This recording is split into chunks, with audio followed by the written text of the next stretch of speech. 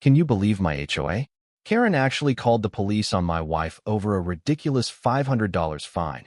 I mean, I was beyond furious, but what really floored me was the look on that officer's face the second he saw Jane. He just about tripped over his own feet, apologizing left and right, and I swear, the satisfaction just melted right off Karen's face in real time, like she'd finally realized she'd made the worst mistake of her life. But man, that was only the beginning, because what came next? You couldn't make it up if you tried. So let me back up a sec. My name's Sean Matthews. I'm 38. History teacher at Lincoln High, and if teaching 15 years worth of teenagers has taught me anything, it's that the friendliest face in the room usually belongs to the biggest manipulator. But I never could have guessed the neighbor I waved to every week was hiding a secret the size of a freight train right under our noses. My wife Jane, she's 40, tough as nails, works in law enforcement, though around here she keeps that under wraps. You know how it is. Nobody wants to spend their Sunday being asked about parking tickets or who got arrested at the last block party. We'd only lived in Meadowbrook Heights about 8 months, long enough to think we'd landed in some little slice of suburban heaven. Perfect rows of houses, everyone's mailbox matching. Trees lined up like a parade, HOA rules stricter than basic training. The place where you wave at your neighbor but never really know them, you know? The president, Haley Sanders, had been running things for years, and I mean, she played the part. Organizing food drives, patching up arguments, showing up with soup and tissues if you so much as sniffled. Looking back, maybe that should have set off alarms. Nobody's that helpful for free. One random Tuesday, we get this fine tucked in our mailbox. $500, all official looking, photos and citations about our mailbox being 2 inches too tall. 2 inches. Jane's reaction was classic. Pick your battles, Sean, she said. Not worth a war over a mailbox. But something about it just bugged me. Maybe my teacher's sixth sense, like spotting a kid's essay that's just a little too perfect. So, I borrowed a tape measure from Marcus, our resident handyman, and walked the street. Turns out, 7 mailboxes were taller than ours. 3 were shorter. Only 2 met the so-called regulation. But we were the only ones getting fined. That's not random. Either Haley was clueless or she had it out for us. And with her reputation for detail, clueless didn't fit. Thursday, Marcus comes by to fix our fence and drops this offhand comment. Haley asked him to keep track of property stuff. You know, help folks stay compliant. He says it like it's nothing, but I've seen enough schemes to know surveillance when I see it. Friday night, I drop my keys behind Jane's plant stand, reach back, and my hand closes on something. Cold and metallic, a little device, lens in the middle, high-end mounting bracket. Not some Amazon toy, a pro-grade camera. Serial number traced back to Techie Industries, the kind that only sells to law enforcement or licensed investigators. Jane comes home, sees the camera, and her whole mood changes. Cool, razor sharp. She checks it, confirms it's police-grade surveillance. Who else knows I'm a police commander? She asks, her voice all edge. Next morning, we get this anonymous text. Emergency HOA meeting, 7 p.m. Safety concerns. I've taught enough to know an ambush when I see one. We show up that night, expecting a handful. Place is packed, people we've never seen at meetings. Haley front and center, clipboard in hand, fake smile glued on, but her eyes, man, they're hunting. She launches into this speech about disturbing surveillance devices. The whole room starts buzzing, and one by one, our neighbors stand up, rehearse lines about safety and compliance. Echoing everything Haley says. Marcus, who'd just been at our house, won't even look at me, parroting about some people thinking they're above the rules. It's a play, and Haley's the director. So, I stand and lay it out, hold up the camera for everyone to see. This was hidden in our house, I say, and it's only sold to law enforcement. The room goes dead quiet, gasps and all. Some people look genuinely shocked. Haley's mask slips for just a second, pure anger in her eyes before she recovers. She tries to pivot, spinning stories about break-ins and community protection.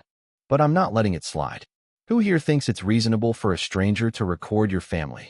I ask, and suddenly the cracks show. Whispers, side glances, trust dissolving.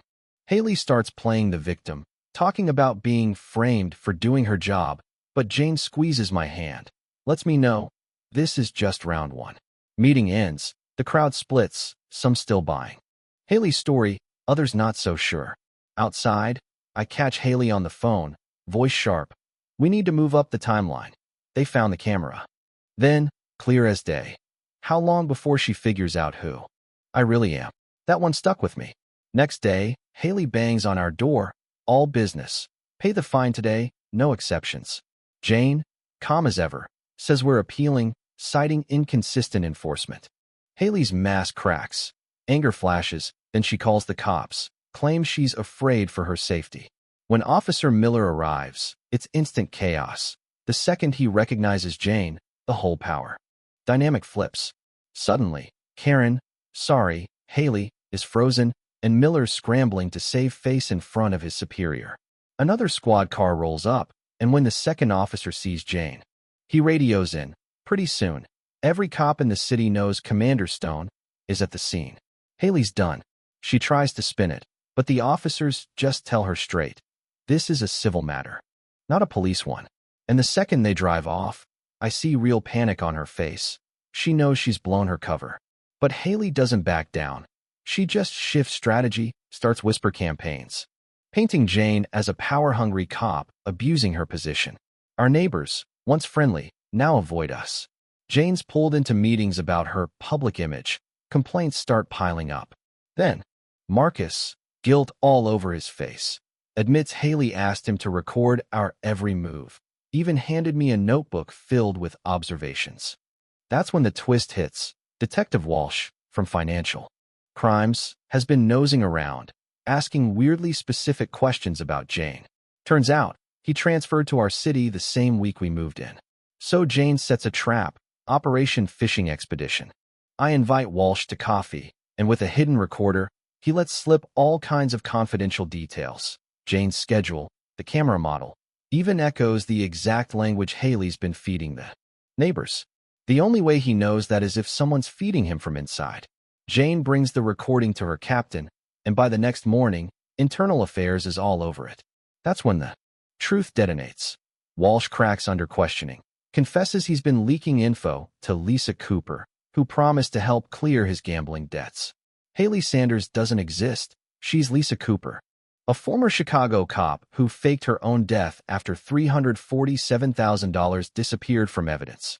She'd been hopping towns, infiltrating HOAs, running scams, over $2 million stolen. Before the feds can grab her, she vanishes, house empty, gone like a ghost. But the worst part? In her basement, we find dossiers on families from other towns. She's done this over and over. That night, the FBI arrives, turns our community center into HQ. But Lisa isn't finished. She kidnaps Linda, one of the few neighbors left who trusted her, and barricades herself in an abandoned clubhouse. SWAT moves in. Negotiations go tense. Walsh, desperate to make amends, reveals Lisa's real weakness. She's terrified of being broke, more than jail itself. The feds threaten to seize her offshore accounts. She loses. It blows her own cover in a fit of rage. That's when Linda breaks free, SWAT storms in, and Lisa's finally taken down, her whole act crumbling. Even in cuffs, she's still spinning stories, painting herself as the hero and Jane as the villain. Months later, Lisa's trial becomes national news. Jane and I watch as witness after witness testifies. Marcus, Linda, even Walsh. All showing how Lisa orchestrated everything from fake fines to staged emergencies.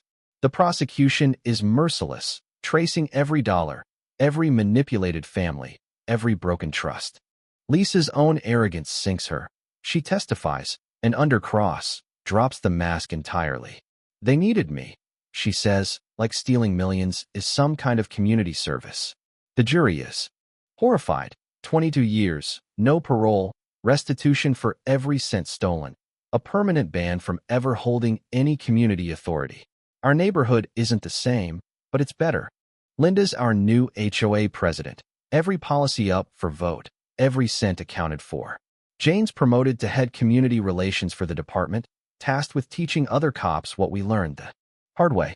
We kept our mailbox, 2 inches too tall. As a reminder, added a little plaque, in memory of trust restored. Every new neighbor hears our story, not as a warning, but as proof. Proof that when good people stand together, even the smartest con artist can be brought down. So here's my question for you.